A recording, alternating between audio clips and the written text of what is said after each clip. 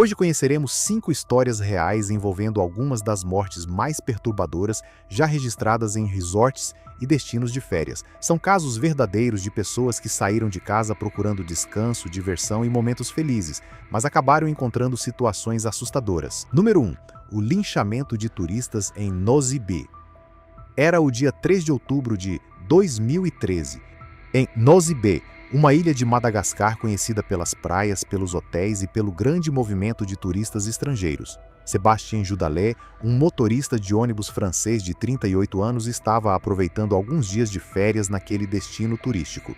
Ele era pai solteiro e tinha uma filha de 11 anos que vivia em Montreuil, uma região localizada nos arredores de Paris. Sébastien gostava muito de viajar e já havia visitado Madagascar diversas vezes.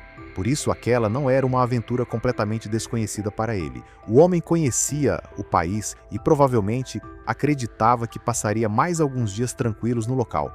Mas, naquela viagem, sua vida chegaria ao fim de uma das maneiras mais cruéis que se pode imaginar. Sébastien não sabia que a comunidade local estava dominada pelo medo e pela revolta depois do desaparecimento de um menino de 8 anos. Pouco tempo depois, o corpo da criança acabou encontrado molhado e com os órgãos genitais mutilados. A descoberta provocou pânico imediato entre os moradores. Sem que existissem provas conclusivas sobre o responsável pelo crime, começaram a circular rumores de que estrangeiros estariam envolvidos na morte do garoto.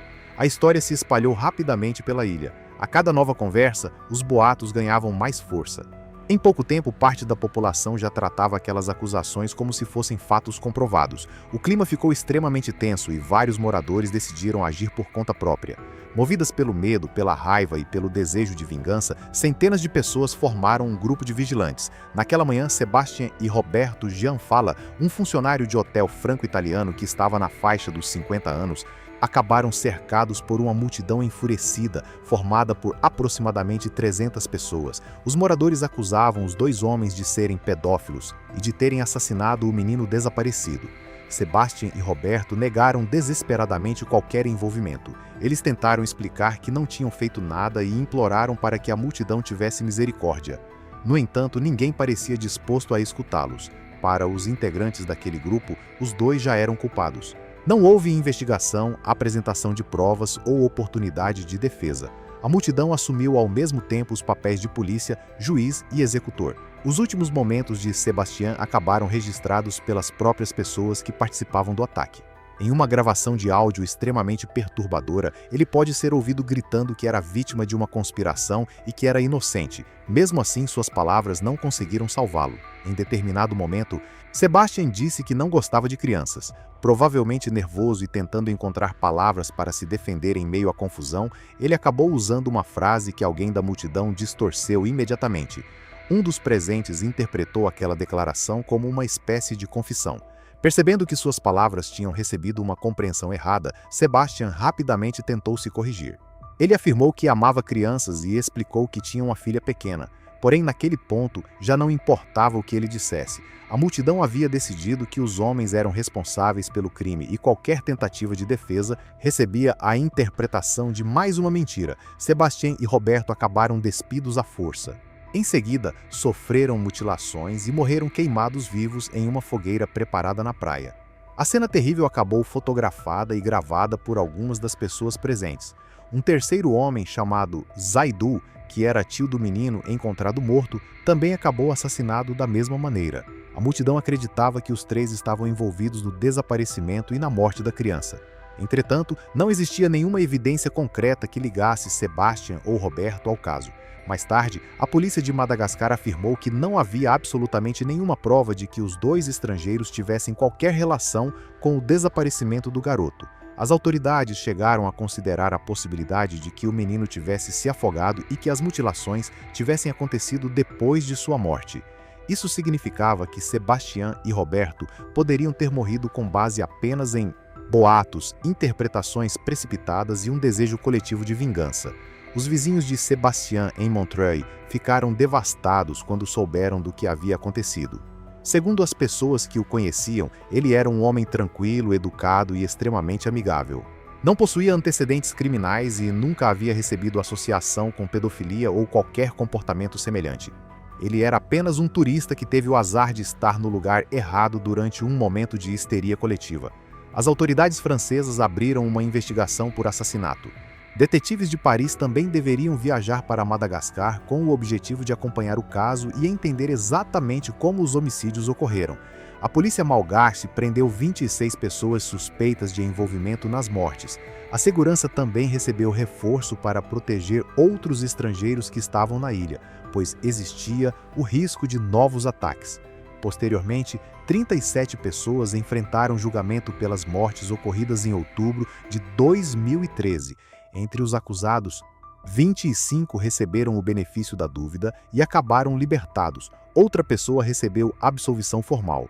Um dos réus recebeu uma sentença de 7 anos de trabalhos forçados. Os demais condenados receberam penas que variavam de 3 meses a 6 anos de prisão.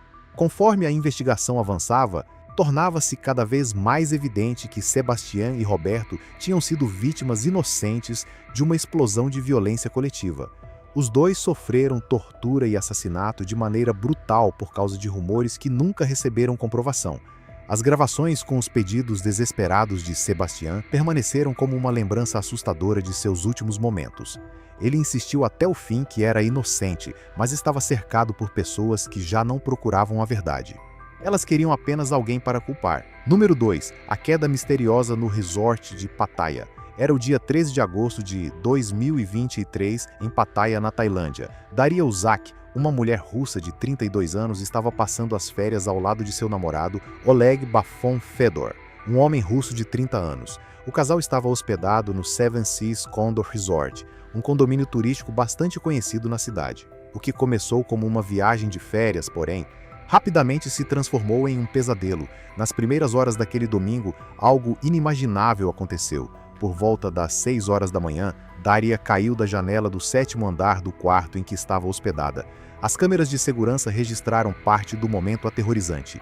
Nas imagens, a mulher aparece pendurada pelas pernas do lado de fora da janela antes de cair de cabeça em direção ao chão, movimentando os braços desesperadamente. Os seguranças do resort correram até o local e encontraram Daria caída de bruços em uma poça de sangue. Ela estava nua da cintura para baixo. Era uma cena extremamente violenta e trágica.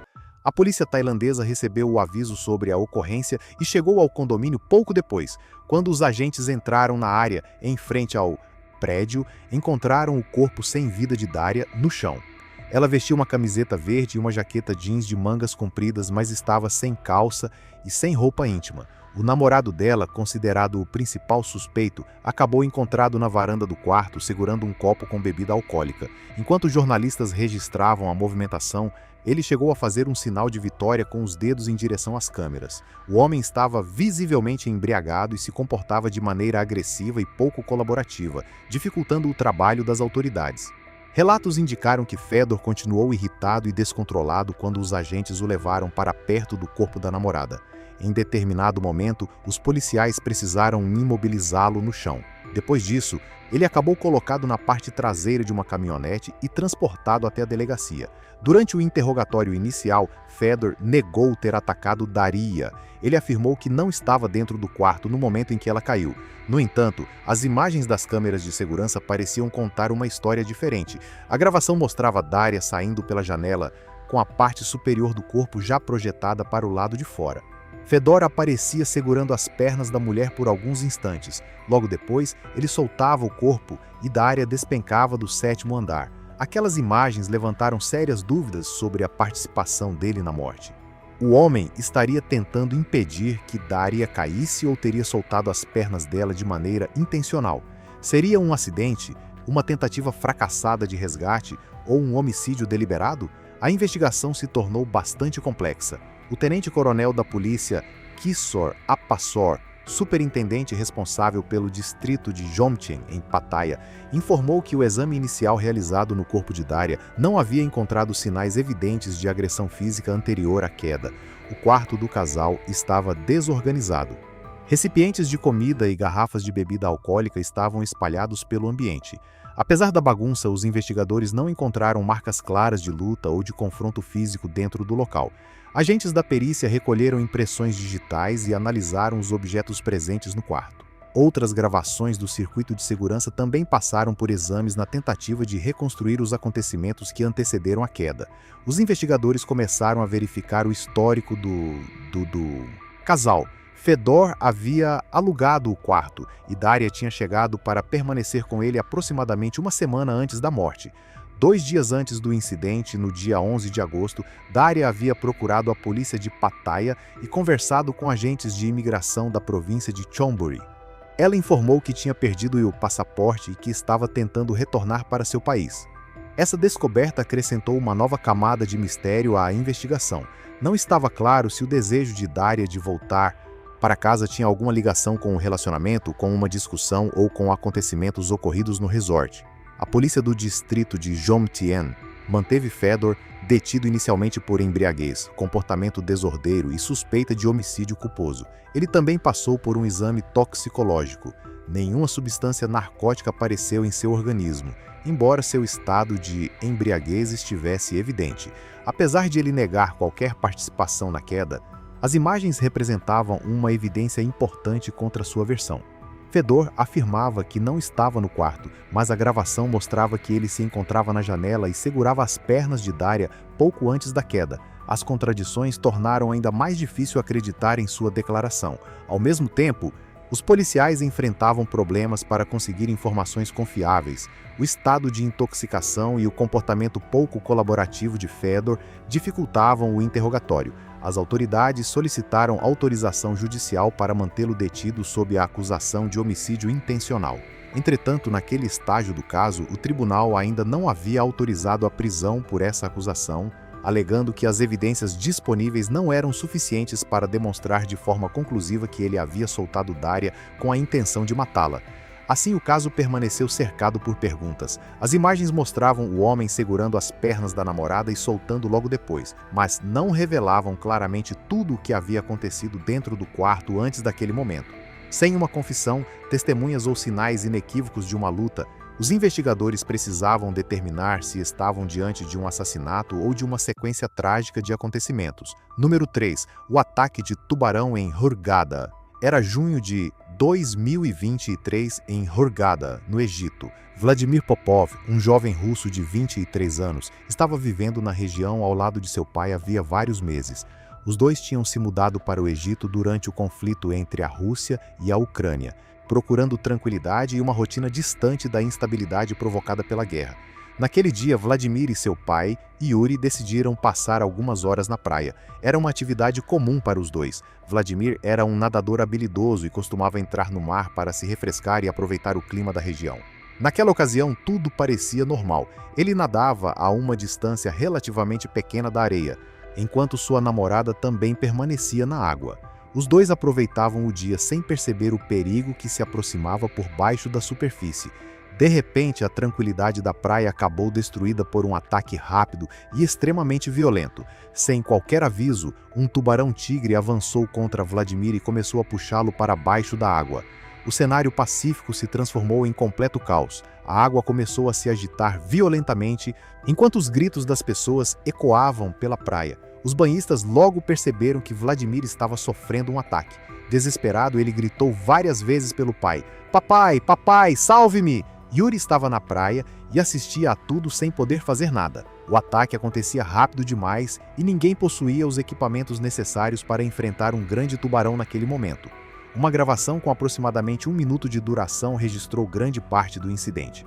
No vídeo, Vladimir aparece lutando para permanecer na superfície e tentando escapar das investidas repetidas do animal. Seus gritos de medo e dor podiam ser ouvidos por toda a área.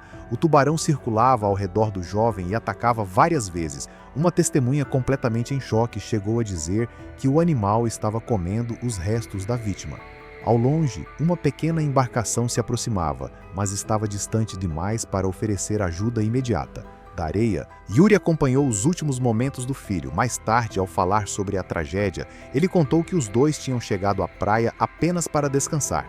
Segundo o pai, tudo aconteceu em questão de segundos. Ele descreveu o ataque como um moedor de carne e afirmou que o filho acabou puxado para baixo da água em aproximadamente 20 segundos. Não havia tempo suficiente para organizar um resgate. O ataque terminou rapidamente, mas deixou uma cena terrível. Depois do incidente, moradores e frequentadores da praia conseguiram capturar o tubarão. O animal chegou até a areia e acabou morto por pessoas revoltadas com o que tinha acabado de acontecer. Durante o exame do tubarão, partes do corpo de Vladimir apareceram em seu estômago. Relatos afirmaram que a cabeça, os braços e parte do tronco estavam no interior do animal. Pescadores recuperaram outros restos mortais no mar. Os peritos descreveram o corpo como gravemente desfigurado e com diversas partes ausentes. As autoridades egípcias reagiram rapidamente. Um trecho de aproximadamente 74 quilômetros do litoral permaneceu fechado temporariamente, com interdição até o domingo seguinte. A medida tinha o objetivo de impedir novos ataques e permitir uma investigação mais cuidadosa na região. Especialistas do Instituto de Ciências Marinhas e das Reservas Naturais do Mar Vermelho receberam o corpo do tubarão. Os pesquisadores realizaram uma dissecação e confirmaram que aquele era realmente o animal envolvido no ataque contra Vladimir. Os restos encontrados no estômago eliminaram qualquer dúvida sobre a identificação. Em seguida, os especialistas iniciaram um processo para preservar o corpo do tubarão. O plano era embalsamá-lo e prepará-lo para exposição no Museu do Instituto de Ciências Marinhas. Além da futura exibição, os pesquisadores pretendiam estudar o comportamento do animal e descobrir se ele poderia estar relacionado a outros ataques registrados anteriormente na região. Os tubarões-tigre recebem esse nome por causa das faixas escuras visíveis principalmente nos indivíduos mais jovens. Eles estão entre as 3 espécies mais frequentemente associadas a ataques graves e não provocados contra seres humanos, ao lado do tubarão branco e do tubarão cabeça chata. Isso não significa que esses animais normalmente procurem seres humanos como alimento, mas seu grande porte, sua força e a presença em áreas utilizadas por banhistas fazem com que encontros possam causar ferimentos fatais. Apesar da enorme repercussão daquele caso, ataques de tubarão continuam sendo eventos raros. Os registros atuais do Arquivo Internacional de Ataques de Tubarão contabilizam 22 ataques não provocados confirmados no Egito desde 1828, e não 24, como algumas versões da história chegaram a afirmar. A morte de Vladimir provocou choque tanto na comunidade local quanto entre pessoas de outros países. O vídeo do ataque se espalhou rapidamente pela internet e chamou atenção para um perigo raro, mas potencialmente mortal presente em áreas turísticas do Mar Vermelho. O incidente também gerou questionamentos sobre as medidas de segurança adotadas em Hurghada, uma região procurada por turistas por causa das praias, dos passeios de barco, dos recifes e dos pontos de mergulho. Nos dias seguintes, várias teorias surgiram para tentar explicar o comportamento do animal. Alguns especialistas e comentaristas sugeriram que o tubarão poderia estar grávido, condição que talvez tivesse influenciado seu comportamento. Entretanto, essa hipótese não recebeu confirmação de maneira conclusiva. O biólogo marinho russo Dmitry Orlov, fundador e diretor de uma empresa que operava no Mar Vermelho, também levantou a possibilidade de que o mesmo tubarão tivesse participado de 2 ataques fatais contra turistas no ano anterior. Novamente, tratava-se de uma teoria e não de uma conclusão definitiva. As especulações mostravam como é difícil explicar com absoluta certeza o comportamento de um animal selvagem.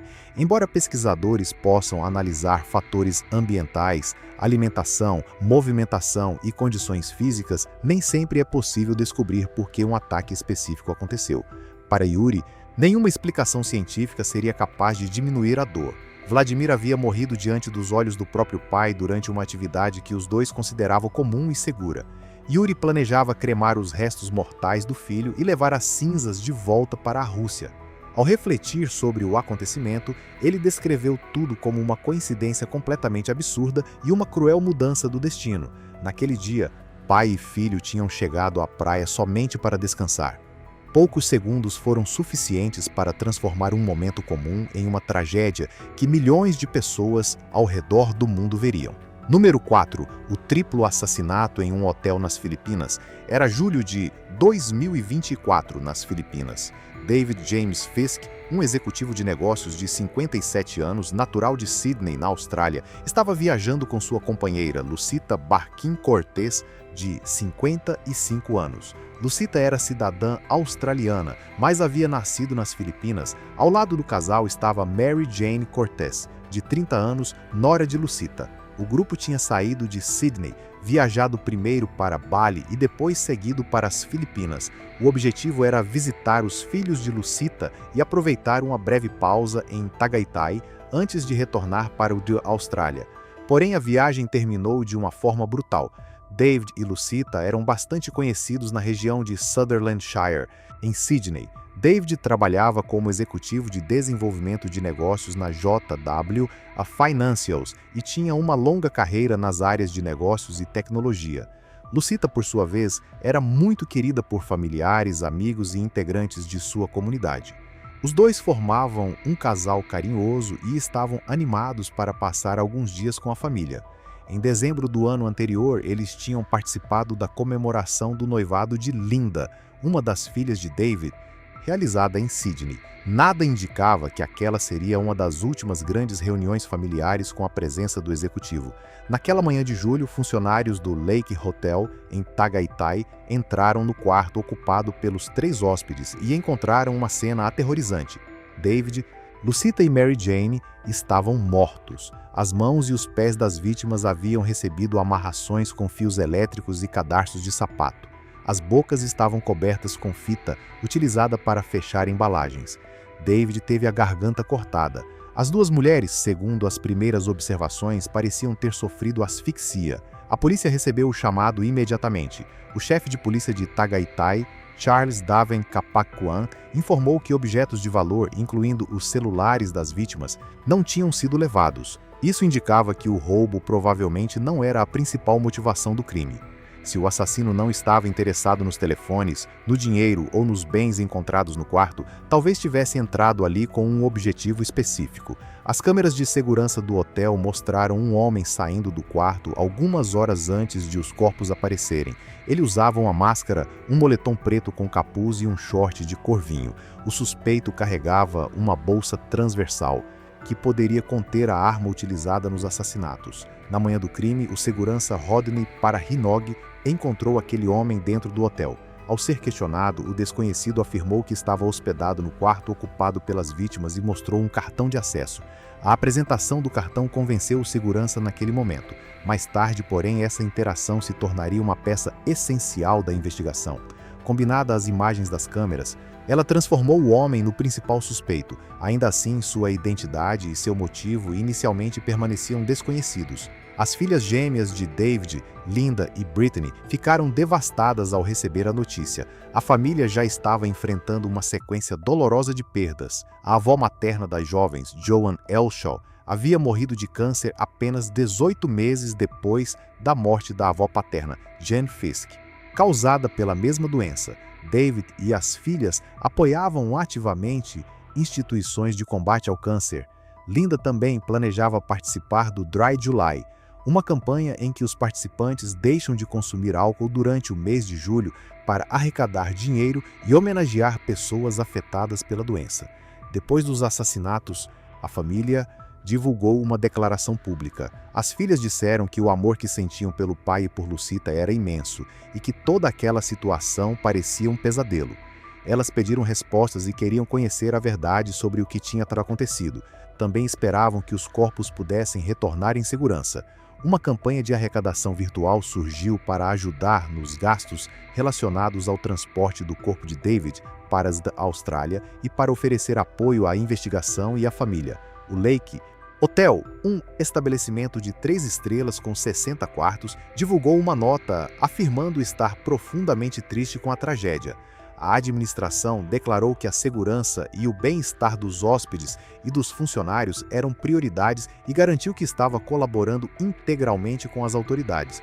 O hotel também prometeu assistência às pessoas afetadas pelo crime, incluindo hóspedes e trabalhadores que estavam no estabelecimento quando os corpos apareceram. O prefeito de Tagaytay, Abraham Tolentino, expressou choque e tristeza. Ele pediu desculpas aos amigos australianos e prometeu que o caso receberia solução o mais rapidamente possível. A polícia local formou uma força-tarefa especial para localizar o suspeito. As equipes passaram a realizar buscas em possíveis rotas de saída da cidade e em províncias próximas.